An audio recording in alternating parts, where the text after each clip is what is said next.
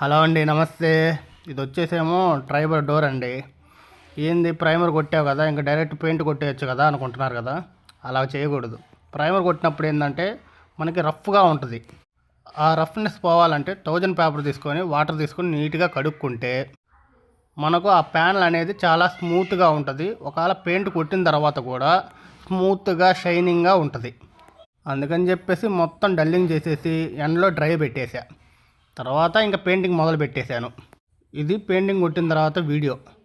Almost నీట్గా super వచ్చింది. ఎందుకంటే అన్నీ కొత్త ప్యానల్స్ కాబట్టి మొత్తం అయితే నీట్గా వచ్చేసినాయి. ఇప్పుడేంది బిగిచ్చేస్తారా అనుకుంటున్నారు కదా. ఇప్పుడైతే బిగికూడదు. మినిమం ఒక 4 to 5 అవర్స్ బాగా డ్రై అయిపోవాలి మొత్తము. పొరపాటున ఏమైనా టచ్ చేసామనుకోండి, మన చేతి వేళ్ళు దాని మీద పడతా ఉంటాయి. అందుకని ఖచ్చితంగా 4 to 5 అవర్స్ బాగా డ్రై అయితే అప్పుడు బిగించుకోవచ్చు.